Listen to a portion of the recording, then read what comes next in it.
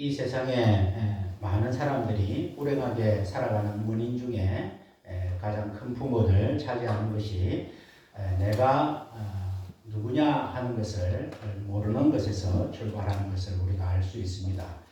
그래서 유명한 철학자, 철학의 원조라고 할 수 있는 소크라테스도 내 자신을 알아라 그렇게 이야기를 하고, 데카르트나 많은 사람들이 자기 자신이 누군가를 알기 위한 그러한 진리를 추구하면서 알려고 노력하는 그 모습을 볼 수 있습니다.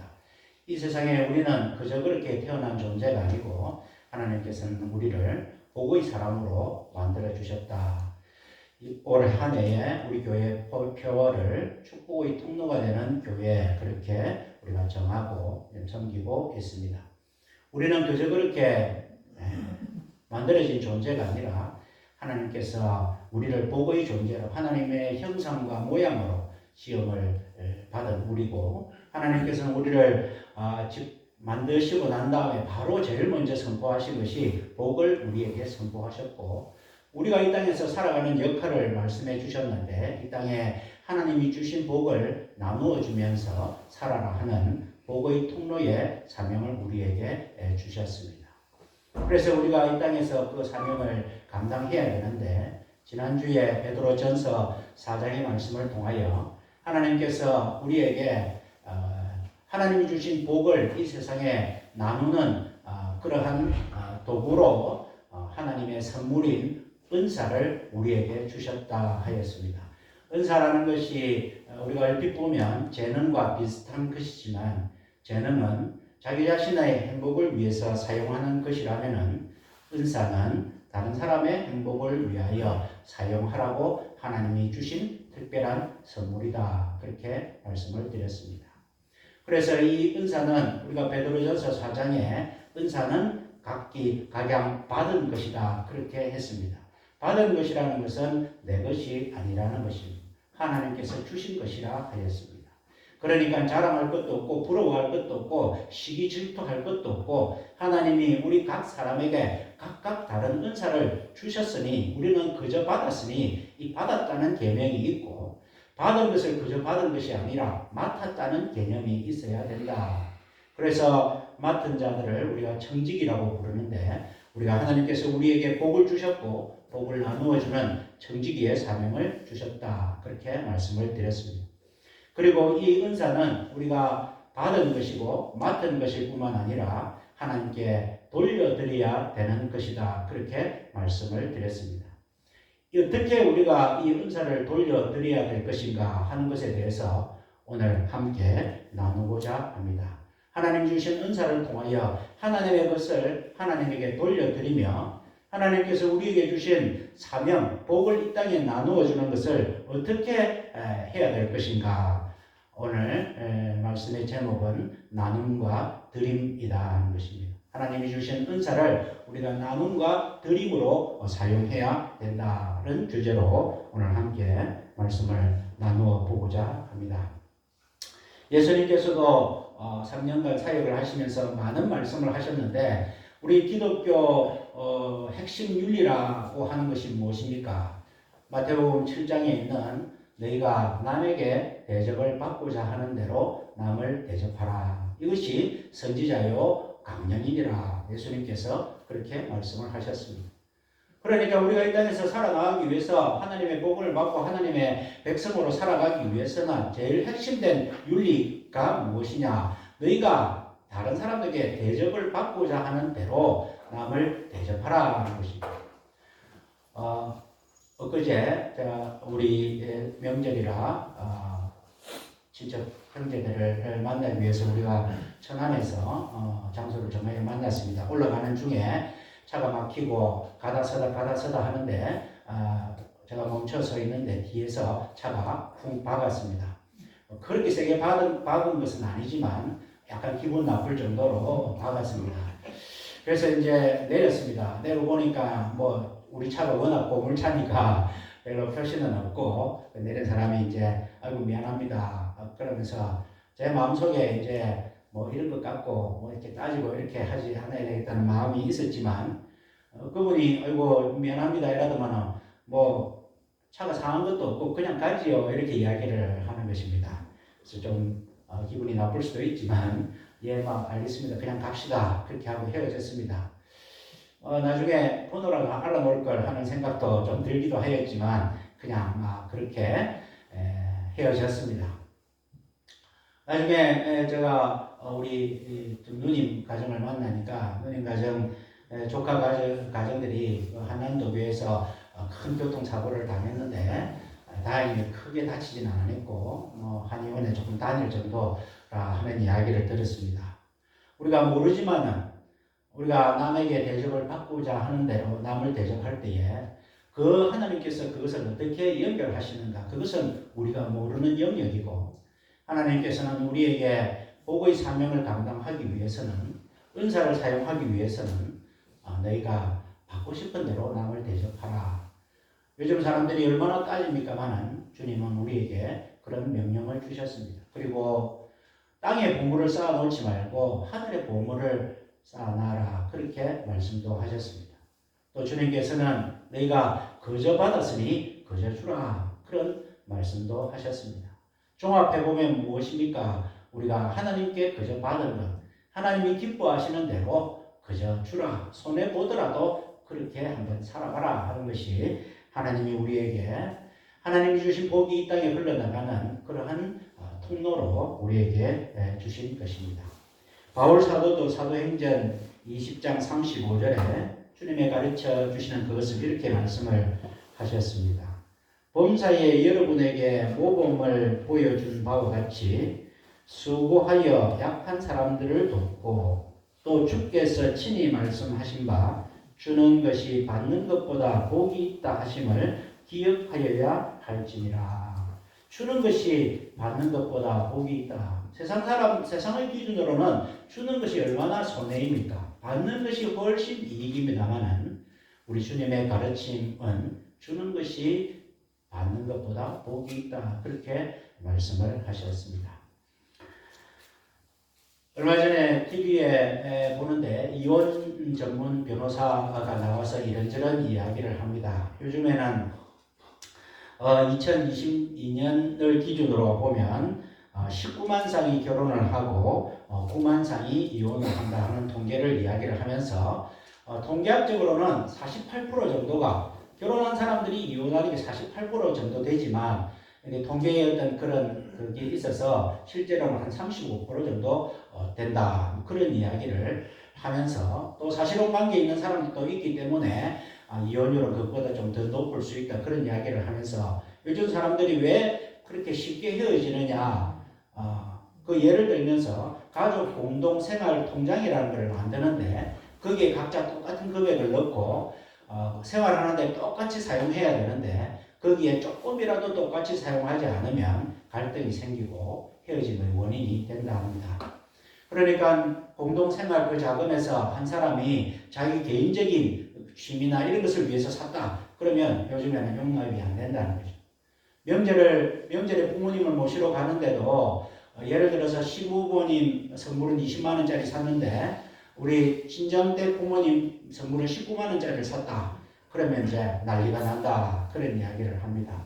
그리고 요즘 사람들은 또 시댁에 갈 때는 남편이 돈으로 기름을 넣어야 되고 친정에 갈 때는 부인이 돈으로 기름을 넣어야 된다. 그렇게까지 따지면서 또 시간을 돈으로 환산해서 따지면서 얼마나 따진다.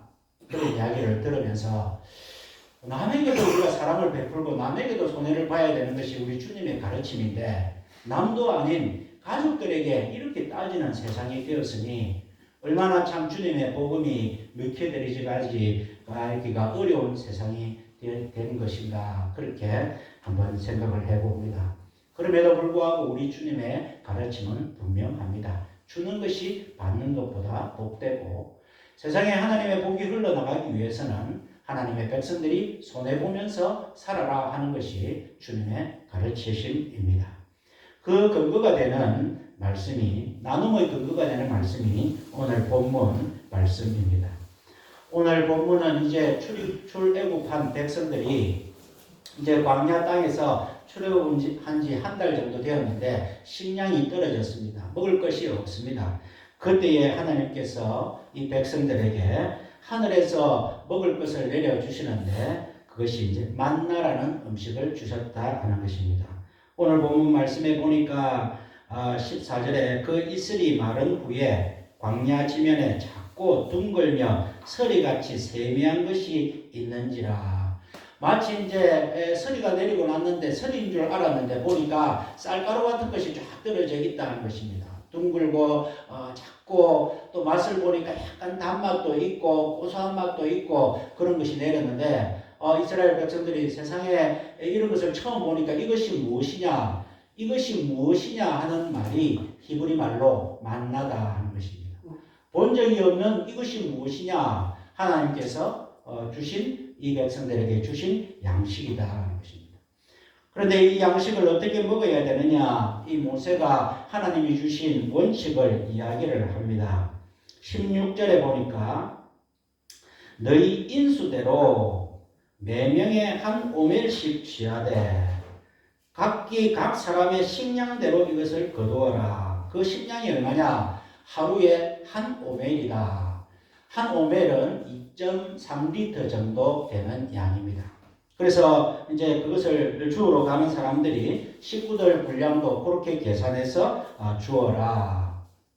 그런데 이게 뭐 당시에 줍는 사람들이 무슨 다 저울이 있는 것도 아니고 그냥 줍습니다. 주어서 이제 딱 와서 이제 이렇게 데워 보니까 많이 거둔 자는 많이 준 것 같은데 남음이 없고 적게 거둔 것 같은데 모자람이 없다. 이것이 하나님께서 내려주신 하나님의 통치 원리고 하나님께서 이 백성들이 살아가는 원리로 그야말로 균등한 경제 공동체로 하나님께서는 원리를 세워주셨다는 것입니다. 누구나 다 거두었는데 많이 거둔 자도 남음이 없고 부족한 것 같는데 적게 거둔 자도 모자람이 없는 이것이 하나님이 주신 은혜요. 하나님이 주신 통치 원리다 하는 것입니다. 출애굽기가 무엇입니까? 출애굽기는 구원받은 백성들이 약속의 땅에 들어가기 전까지 어떻게 살아야 될 것을 하나님께서 훈련시켜주는 과정을 보여준 것이 출애굽입니다. 우리가 하나님께 예수 그리스도의 보혈로 믿음을 갖고 구원을 받았습니다. 주님이 이제 다시 오시면 우리가 영원한 천국에 갈 것입니다. 구원받은 우리가 영원한 약속의 땅에 가기 전에 이 땅에서 어떻게 살아야 될 것인가 하나님께서 출애굽기를 통하여 우리에게 보여주시는데 그 원리가 만나의 원리다 하는 것입니다. 이 만나의 원리를 통해서 우리가 무엇을 알 수 있는지 많이 거둔 자도 남음이 없다 하면 하나님께서는 너희가 이 땅에서 살면서 각기 자기의 식량대로 살아라. 더 많이 거둔다고 해서 많이 먹는다고 해서 사람이 하루에 5끼를 먹는 것이 아니고 각기 식량대로 정해진 대로 살면 된다 하는 것이 하나님의 가르치심입니다. 요즘 세상 사람들은 그렇게 먹을 것만 가지고 일용할 양식에 만족하지 않습니다. 많이 모아야 됩니다. 왜 많이 모읍니까? 미래가 불확실하기 때문에 모으는 것입니다. 그러나 하나님의 백성들은 하나님께서 때마다 시마다 인도하여 주시고 먹을 것을 주시고 우리에게 어려울 때 피할 길을 주시고 하는 것을 다 믿는다면 우리가 그렇게 미래를 걱정할 필요 없이 각기 식량대로 먹는 것이 맞다. 톨스토이의 단편 소설에 보면 사람에게는 얼마의 땅이 필요한가 하는 그런 단편 소설이 있습니다. 한 농부가 러시아에서 100루블 정도 되는 땅을 이제 농사를 짓고 있는데 좀 더 지었으면 좋겠다 하는데 그 마을에 이제 소식이 들려왔습니다.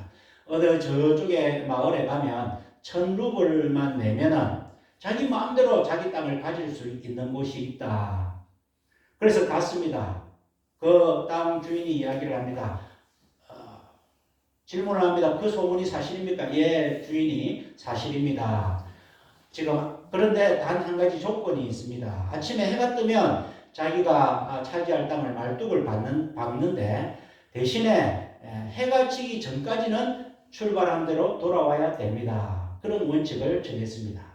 농부는 땅을 한 평이라도 더 가지고 싶어서 열심히 뛰었습니다. 그래서 말뚝을 받고 좀 더 했습니다. 좀 더 하다 보니까 너무 멀리 나왔습니다. 이러면 해가 지는데 빨리 돌아가야지. 그래서 급히 돌아갑니다. 돌아가면서도 좀 더 한 발짝만 하면 내 땅인데, 그래서 좀 더 하다가 결국은 해가 질 때까지 돌아오지 못하고 너무 급하게 해서 지쳐서 죽었다 하는 내용입니다. 그러면서 톨스토이는 사람에게는 얼마의 땅이 필요할까? 결국 이웃들이 그 사람을 2m 정도 구덩이를 파서 묻어준 것으로 그 소설은 끝이 납니다. 사람에게는 얼마의 땅이 필요한가? 악착같이 한 평이라도 더 차지하려고 해가 뜰 때부터 해가 질 때까지 열심히 애를 썼지만 결국 그 사람에게 필요한 것은 우리나라로 치면 한 반평 정도의 땅뿐이었다. 그것을 통해서 인간의 욕심의 덧없음을 풍자를 하고 있습니다. 사람에게는 무엇이 필요한가? 사람에게는 얼마의 땅이 필요한가? 사람에게는 얼마의 양이 먹을 양식이 필요한가? 하나님께서는 하루에 한 사람당 한 오멜이라 그렇게 말씀하시면서 이 만나를 통하여 우리에게 깨달음을 주시고 있습니다. 첫 번째로 이 만나 사건을, 만나의 원리를 통하여서 우리가 무엇을 알 수 있느냐 하면 사람은 누구나 다 먹어야 산다 하는 것을 알 수 있습니다. 우리가 구원받은 백성들이 주님이 우리에게 허락하시는 그 영원한 나라를 가기 전에 우리가 발을 이 땅에 딛고 살아가면서 먹어야 산다 하는 것입니다. 이스라엘 백성들도 구원을 받았지만 약속의 땅에 들어가기 전까지는 먹어야 되는데 하나님께서는 너희가 무엇을 먹을 것인가? 하늘 양식을 먹으라 하는 것입니다. 알지도 못하는 그런 만나를, 하나님이 주신 양식을 너희가 먹는 것이다. 먹는 것이 아주 사소한 것이 아니다. 먹는 것이 굉장히 중요하다. 구원은 받았지만 하나님께서 주신 그 구원의 기쁨을 이 땅에서 누리기 위해서는 먹어야 된다는 것입니다. 그래서 하나님께서는 이 먹을 것을 책임져 주시는 것이 바로 만나다 하는 것을 알 수 있습니다. 이 만나는 무엇입니까? 그냥 하나님께서 주신 것입니다. 하나님께서 그냥 거저 주신 것입니다. 하나님께서 이 백성들에게 지금 당장 가장 필요한 것이 무엇이냐? 배부름이다. 그래서 하나님께서는 주셨다 하는 것입니다. 하나님은 우리가 살아가는데 영적인 구원, 마음의 평안만 신경 쓰시는 것이 아닙니다. 하나님은 우리가 이 땅에서 살아나가는데 먹고 사는 문제도 하나님께서는 다 알고 계십니다. 너희가 무엇을 먹을까, 무엇을 마실까, 무엇을 입을까 염려하지 마라. 하나님께서는, 예수님께서는 우리가 그것을 염려하는 줄 다 알고 계십니다. 그런데 너희가 순서를 한번 잡아봐라. 그것은 모두 다 누가 주는 것이냐? 하나님이 주신 것이다 라고만 생각을 한번 해봐라. 그렇다면 너희에게 그 모든 것을 더하여 주실 것이다. 하나님께서는 약속하고 계시다는 것입니다. 이 만나의 원리는 두 번째로 먹거리는 누구에게나 공평해야 된다 하는 것을 하나님은 말씀해 주시고 있습니다. 하나님의 나라는 평등한 나라입니다. 하나님은 제일 마음 아파하시는 것이 당시의 고아와 과부와 나그네를 하나님께서는 제일 불쌍히 여기셨습니다. 레위인들을 불쌍히 여기셨습니다. 재산이 없고 다른 집에 일하는 사람들을 제일 불쌍히 여기셨습니다. 왜냐하면 하나님의 나라는 경제적인 평등, 많이 거둬도 남음이 없고 적게 거둬도 모자람이 없는 사회를 하나님은 만드시기를 원하시고 기뻐하시는데, 그래서 하나님께서 주시는 먹거리를 통하여 누구나 다 똑같이 균등하게 평등하게 먹고 살아라. 그래서 이 광야에서 식탁 성공의 여부가 너희들이 약속의 땅에서 제대로 살 수 있는지 없는지의 그런 시험 테스트, 시험 리트머스다 하는 것입니다. 먹고 사는 문제, 이것이 하나님이 주신 원리로 그렇게 공평하게 사는 것, 그 원리가 뭐에 배였을 때에 하나님께서 그 풍성한 약속의 땅, 가나안 땅을 주셨을 때 거기에서도 하나님의 원리대로 행복하게 살 수 있는 것이지, 하나님께서 주신 이 광야의 식탁, 이 만나의 원리를 우리가 놓치게 될 때는 나중에 하나님이 주신 풍성함 때문에 모든 것을 다 놓치게 된다. 이번 명절에도 또 많은 형제 친척들이 만나면서 저희들 또 만나서 저희 형수님이 그런 이야기를 합니다. 안산에서 신앙생활을 하는데 잘 쭉 보니까 초상집에 좀 돈이 있는 집 초상집에 가니까 10가정 중에 9가정은 초상 때에 분쟁이 일어나고 싸움이 일어나더라는 것입니다. 그 부모님이 물려준 재산을 누가 얼마를 차지할 것인가 라는 것을 거의 다 그 초상 때에 싸움이 일어나고 더 가지려고 애를 쓰는 것. 그것이 오늘 우리의 삶의 모습인데 하나님께서는 이 만나 식탁의 원리 아무것도 아닌 것 같지만 이 광야에서 하나님이 주신 이 은혜를 어떻게 균등하게 서로 양보하고 나누고 섬기는 것에 따라서 하나님께서 주시는 그 풍성한 약속의 땅에서 살아가는 그러한 시험의 무대가 된다. 그렇게 말씀해 주시고 있습니다. 오늘 22절에서 25절 말씀해 보니까 참 특이한 현상이 나옵니다. 22절에 보니까 제6일에는 각 사람이 각절의 식물 곧 하나에 2오멜씩 거둔지라 회중의 모든 두목이 와서 모세에게 구하며 한 사람이 한 오멜 정도 거두라고 했는데 거두다 보니까 6일째는 거두다 보니까 자로 재고 저울로 잰 것은 아닌데 이상하게 많이 거둔 것입니다. 와서 재어보니까 한 오멜이 아니라 2오멜씩입니다. 그래서 사람들이 이러면 안 되는데 하나님께서 주신 건 하루에 한 오멜을 해라고 했는데 그래서 두목들이 말하고 그 두목들이 모세에게 와서 우리가 지금 마음이 너무 불편합니다. 하나님이 한 오멜만 거두라 했는데 거두고 보니까 2오멜이 되었네요. 그때 모세가 이야기합니다. 6일째는 하나님께서 갑절의 은혜를 주신다. 보통은 그 만나를 하루 지나면 썩고 냄새가 나고 맛이 부패하고 이래서 못 먹도록 하나님께서 딱 만들어 주셔서 너희가 욕심적이지 마라 했는데 6일째는 2배를 거뒀는데 그 다음날 맛이 변함이 없고 먹어도 괜찮은 것으로 하나님 만들어 주시면서 2배를 결실을 거두게 하셨다는 것입니다. 그리고 나서 보니까 안식일에는 25절에 오늘은 여호와께 안식일인즉 오늘은 너희가 그것을 들에서 얻지 못하리라. 26절에 제7일은 안식일인즉 그날에는 없으리라. 하나님께서 만나를 공짜로 딱 주셨는데 원리가 있습니다. 뭐냐면 하나님이 주셨다 하는 것을 기억하게 만드는 것이 안식일인데 안식일에는 나가봤자 하나님께서는 그 먹거리를 안 주셨다는 것입니다.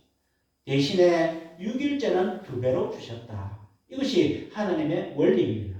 굳이 왜 꼭 7일째 안 주셨느냐, 6일째 2배냐, 8일째 2배 주면 안 되느냐 그런 것이 아니고 하나님께서는 하나님이 거저 주시는 것을 이 백성들의 감사의 마음으로 받느냐, 하나님이 주신 먹거리의 분배의 원리를 생각하면서 사느냐 안 사느냐를 체크하기 위해서 그 신앙을 점검하라고 안식일 제도를 주셨는데 안식일에는 나가봤자 거둘 것이 없더라. 이것이 하나님이 주신 만나의 원리입니다.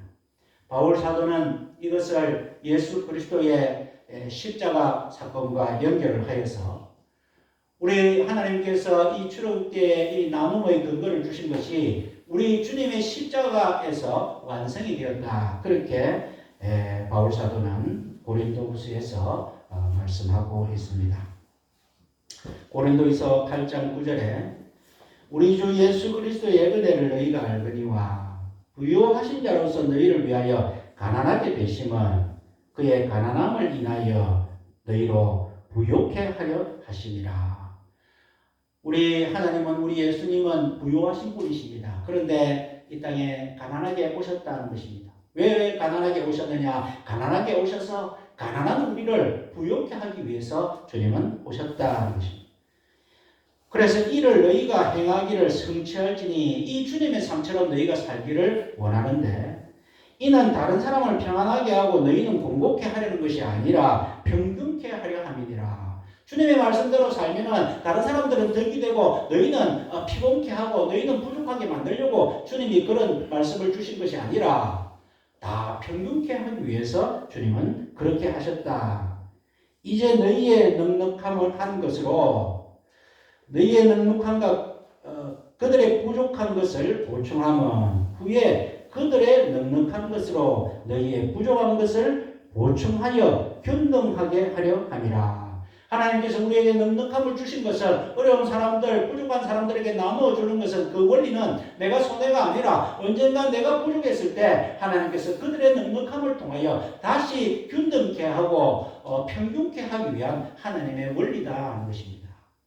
애굽의 땅이 좋은지 이스라엘의 그 산간지대의 땅이 좋은지 사람들이 생각했습니다. 애굽은 나일강의 젖줄이 있고 평평한 땅이고 곡식이 풍부하고 그래서 애굽의 땅이 좋은 줄 알았습니다. 하나님께서는 말씀을 하십니다. 애굽의 땅이 좋은 것 같아도 그 애굽의 물을 수로로 하기 위해서는 당시에 발로 저어야 됩니다. 발로 물대기가 얼마나 힘든데 애굽의 땅이 풍성한 것 같지만 거기에는 인간이 그렇게 노력하는 것이 있지만 그 가나안 땅에 높은 산이 있고 낮은 산이 있고 계곡이 있는 그 산은 비가 내려야 농사를 지을 수 있는 땅인데 사람이 하늘만 쳐다보는 땅인데 하나님께서 적당한 때에 비가 내려주시기만 하면 그저 수확하는 좋은 땅, 넉넉한 땅이다. 우리가 인간적인 눈으로 볼 때에 애굽의 나일강이 크고 평지고 거기에서 곡식이 풍부한 것 같아도 거기에서는 살기 위해서 그렇게 아둥바둥 애써야 되지만 하나님께서 주신 땅에는 산이 있고 골짜기가 있고 높은 곳이 있고 낮은 곳이 있지만 때마다 시마다 하나님께서 필요할 때에 물을 주시고 필요할 때에 햇빛을 주시고 필요할 때에 하나님께서 모든 영양을 공급하실 때에 그 땅에는 그저 하나님께서 우리에게 주시는 은혜가 있다 하는 것이 하나님의 원리다 하는 것입니다. 바울 사도가 고린도후서 9장 8절에 그래서 결론을 내립니다. 하나님이 능히 모든 은혜를 너희에게 넘치게 하시나니 이는 너희로 모든 일에 항상 모든 것이 넉넉하여 모든 착한 일을 넘치게 하게 하려 하심이라. 바울 사도가 볼 때에 하나님께서 우리에게 모든 넉넉한 복을 주셨다. 이 짧은 한 구절에 바울 사도는 모든이라는 말을 계속 언급하고 있습니다. 하나님께서 우리에게 모든 은혜를 주신 이유는 모든 은혜를 넘치게 하셨는데 그 이유는 너희로 모든 일에 항상 모든 것이 넉넉하여 모든 착한 일을 너희에게 하게 하려 하심이라. 하나님께서 우리를 복의 통로로 삼으셨습니다. 우리가 굶고 우리가 없고 우리가 핍절하게 살면서 복을 나누어 주라 그렇게 말씀하지 아니하셨습니다. 하나님의 복을 나누어 주기 위해서는 우리에게 복이 넘치게 하신다는 것입니다. 모든 일에 모든 것이 충만하여 모든 것이 넉넉하게 하여서 모든 일에 모든 착한 일을 하기 위해서 하나님께서는 우리를 택하셨고 우리를 복의 사명으로 삼아주셨다면 우리가 이렇게 아깝지만은 인간적으로는 아깝다고 생각하지만 하나님의 원리대로 똑같이 나누고 똑같이 먹고 하나님 주신 것을 나누어주고 흘려보내는 주는 삶과 나눔의 삶과 드리는 의 삶을 살 때는 하나님께서 더욱 우리의 삶을 넉넉하게 해주신다는 것이 하나님의 원리고 바울 사도가 그것을 깨닫고 말씀해 주시고 있습니다. 나눔이라는 말은 나누기에서 출발을 했습니다. 그런데 그 두 단어는 뜻이 정반대입니다. 나누기는 하나를 둘 이상으로 가르는 행위입니다만은 나눔이라는 것은 함께하는 마음이나 행동을 말합니다. 나누기의 개념은 빼기에서 나옵니다. 나눌수록 몫이 작아지는 것입니다만은 나눔이라는 개념은 더하기의 개념입니다. 나눌수록 풍성해지고 나눌수록 그 파장과 강도와 양이 많아지는 것이 하나님께서 주시는 나눔의 원리라는 것입니다. 예수님께서 광야에서 보리떡 5개와 물고기 2마리로 축사하시고 떼어 사람들에게 먹이실 때의 원리도 마찬가지입니다.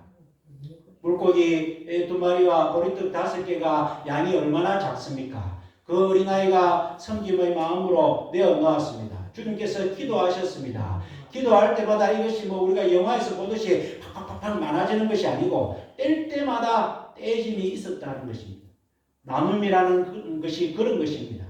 나누기가 몫이 점점 작아지는 것이 아니고 주님께서 떼서 나눌 때마다 점점 나눌 것이 있도록 하는 것이 주님의 우리에게 주시는 나눔의 원리다 하는 것입니다. 나누기는 계산적입니다. 산술적입니다. 손해인 것 같습니다. 그러나 나눔은 더불어 함께 하기라는 사랑의 마음이 있는 것입니다. 그렇기 때문에 우리는 이 나눔을 통하여 비울 수 있고 배려할 수 있고 섬길 수 있고 겸손할 수 있고 양보할 수 있고 또 하나님을 기쁘시게 할 수 있는 것입니다. 우리가 천국 비유에 자주 드는 예가 있습니다. 어떤 사람이 천국에도 가보고 지옥에도 가봤는데 똑같이 진수성찬이 차려져 있고 사람들이 있는데 보니까 숟가락 길이가 팔 길이의 2배가 되는데 지옥에서는 사람들이 서로 먹으려고 하다 보니까 먹지 못하고 빼빼 말라서 죽어가고 있지만 천국에서는 그것을 떠서 상대방에게 먼저 먹이니까 서로 먹이니까 거기에는 먹음도 있지만 기쁨이 넘치고 함께하는 삶이 있더라. 그런 비유의 이야기가 있습니다. 나눔은 나누기가 아니다 하는 것입니다. 나눔은 나누기에서 출발했지만 나누기가 아니다 하는 것입니다. 우리 주님께서는 우리에게 말씀해 주십니다. 세상적으로 보면 나누기는 손해죠. 그러나 주님은 주라 그리하면 너희에게 줄 것이니 후이되어 누르고 흔들어 넘치도록 채워주리라. 이것이 하나님의 약속이요 주님의 약속입니다. 세상적으로 볼 때는 내 것을 나누어 주는 것이 얼마나 아깝습니까마는 주님께서는 만나 식탁의 원리를 우리에게 주셨습니다. 나누는 것이 아까운 것이 아니라 내가 주는 것으로 먹는 것이다. 광야에서 하나님께서 만나를 주지 아니하시면 이 백성들이 어떻게 살았겠습니까? 우리가 이 땅에서 아무것도 갖고 태어나지를 않았습니다. 부모의 도움을 받고 주위의 사람들의 도움을 받고 그래서 배우고 또 잘하고 또 직업도 갖고 그렇게 살았습니다. 주님이 부르시면 우리가 또 아무것도 갖고 가지를 못하는 그런 마음입니다. 우리가 살아가면서 나에게 주신 것이 모든 것이 하나님이 주셨다고 생각한다면 하나님의 원리인 이 나눔과 드림의 삶을 우리가 사는 것이 전혀 아깝지가 않고 전혀 부족하지 않고 그런 계산을 하면 안 되겠지만 계산상으로도 하나님께서 후이되어 누르고 꾹꾹 눌러서 명절에 자녀들이 왔는데 시골에 왔습니다. 자녀들이 가려고 합니다. 그 부모님은 좀 더 주고 싶습니다. 말린 고추도 주고 싶고 쌀도 주고 싶고 뭐 이렇게 바닷가에서는 생선도 주고 싶고 그냥 보자기나 자루에 담아서 흘러가게 주고 싶지 않습니다. 가만히 있어봐라 가만히 있어봐라 하면서 더 담고 또 눌리고 더 담고 눌리고 하나님의 마음도 마찬가지로 후이되어서 누르고 또 흔들어서 또 빈 공간을 집어넣어서 흔들어 또 넘칠까 싶어서 넘치도록 해가지고 주겠다는 것이 하나님의 원리다 하는 것입니다. 우리가 하나님의 백성이라면 하나님이 이 통치 원리를 믿는다고 한다면 이 땅에서 어떻게 살아가야 될 것인가? 하나님께서 나에게 주신 그 은사를 그저 받았으니 그저 나누어주는 삶을 우리가 살아야 된다 하는 것입니다. 룻기서에 보면은 룻기서의 시작이 어떻습니까? 한 가정이 베들레헴에 흉년이 들어서 이제 모압 땅에 갔습니다. 거기서 좀 잘 살아보려고 갔는데 가서 보니까 남편 죽고 아들 둘 있는 거 아들 둘 죽고 쫄딱 망하고 그렇게 해서 나옵니다. 룻기서 1장은 실패요 망함부터 시작하였다. 근데 룻기서 4장은 뭐냐?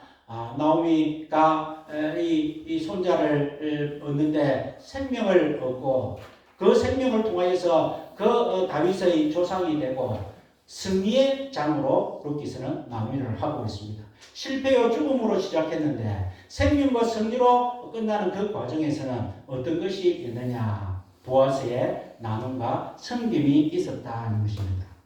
룻기서 2장에 보면은 곡식단 사이에서 죽게 하고 그들을 위하여 줌에서 조금씩 뽑아버려서 그 가난한 자들 그 없는 사람들이 곡식을 줍는데 그 하인들에게 이야기합니다. 곡식을 다 거두지 말고 좀 남겨두라. 그리고 일부러 좀 흘려주라. 그리고 흘리고 주워가려면 아는 체 하지 말고 모른 체 해주라. 그렇게 하는 그 사람이 생명에서 죽음에서 생명을 일으키는 그러한 역사가 일어나는 것처럼 보아스의 정신은 레위기서 19장 9절에 하나님의 말씀을 그대로 순종하였습니다. 너희가 너희 땅에서 곡식을 거둘 때에 너는 밭 모퉁이에까지 다 거두지 말고 내 떨어진 이삭도 줍지 말고 내 포도원의 열매를 다 따지 말고 내 포도원에서 떨어진 열매를 줍지 말고 가난한 사람과 거류민을 위하여 버려두라. 나는 너희의 하나님 여호와니라. 내가 나를 하나님으로 생각한다면, 내가 이 모든 곡식과 포도원과 이 포도와 모든 열매를 하나님이 주신 것으로 생각한다면, 하나님의 원리인 나누어주고 흘려주고 이렇게 드림과 나눔이 있는 삶을 살아라.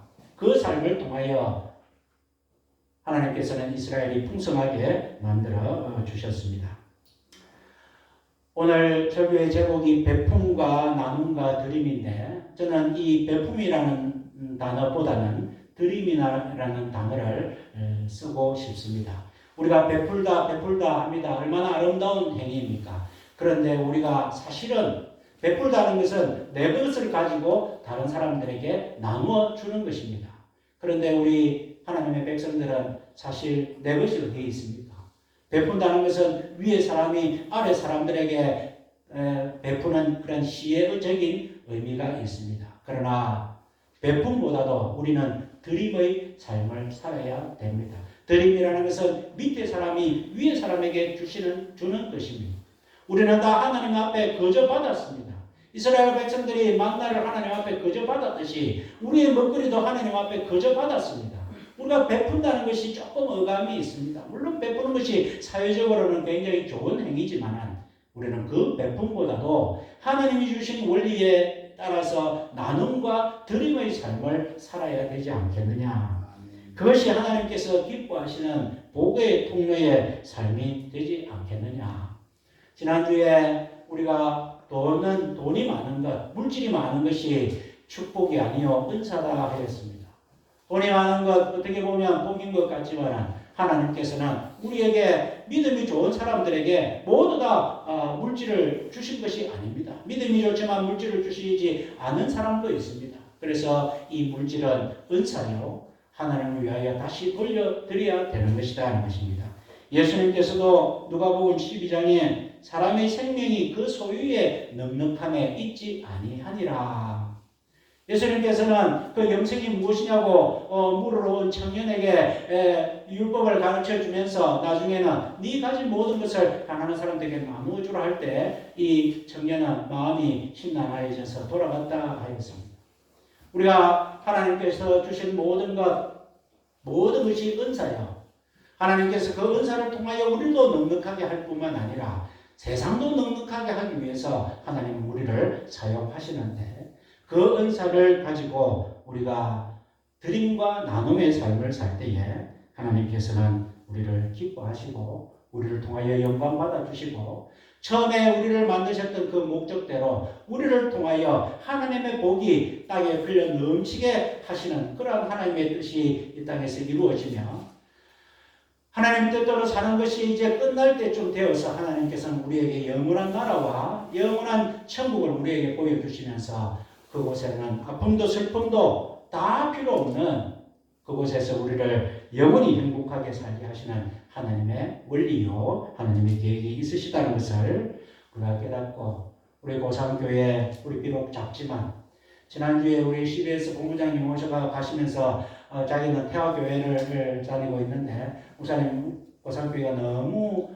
따뜻하고 너무 좋아서 제가 자주 예배 드리러 오면 안 되겠습니까? 뭐 그렇게 이야기를 하면서 우리 교회가 참 따뜻하고 참 좋다 그런 말씀을 하셨습니다. 우리가 부자들이 누가 있습니까? 우리가 재능이 많은 사람이 누가 있습니까? 그런데 하나님 우리 각 사람에게 다 은사를 주셨습니다. 가만히 생각해 보면 나에게 하나님께서 이런 은사를 주셨구나. 이 은사를 그냥 내 대해서 끝나고 내 가정에서 끝날 것이 아니라 이 은사를 가지고 내가 나누어 줘야 되겠다. 하나님께서는 주라 그리하면 너에게 줄 것이니 네가 주면 내가 줄게. 그리고 내가 준비가 다 돼 있다. 내가 이 땅에서 만들어준 이 만나의 원리 하나님 것이라 생각하고 하나님의 원리대로 나누어주고 드림이 되는 삶을 살면 내가 다 알아서 할게 하는 그런 주님의 마음을 우리가 안다면 올 한 해 동안에 특별히 우리가 내 받은 은사를 가지고 우리 주위에 뭐든 크든 작든 주위의 사람들에게 이 사랑을 흘려보내는 저와 여러분들의 남은 삶이 되시기를 주님의 이름으로 축원드립니다. 사랑과 은혜의 하나님 아버지, 하나님께서는 이 땅에 우리를 만드시고 우리에게 복을 주셨고 우리에게 사명을 주셨는데 그것이 하나님의 복을 나누어 주라는 사명을 주셨습니다. 하나님 아버지 어떻게 나누어 줄 것인가? 지난주에는 은사라는 것을 우리가 깨달았는데 이 은사를 통하여 오늘 말씀에는 드림과 나눔의 삶을 살아라고 말씀하여 주십니다. 하나님 아버지 저희들이 이 땅에 빈손으로 왔다가 주님께서 부르시면은 또 빈손으로 갈 수밖에 없는 저희들입니다만은 하나님 이 땅에서 살면서 하나님이 주신 은사대로 모든 것을 하나님의 말씀하시는 것 같이 하면서 하나님이 공급해 주시는 힘으로 하는 것 같이 하면서 드림과 나눔이 있는 우리 모든 믿음의 백성들의 삶이 되게 하여 주시옵소서. 모든 말씀을 예수님 이름으로 기도하옵나이다. 아멘.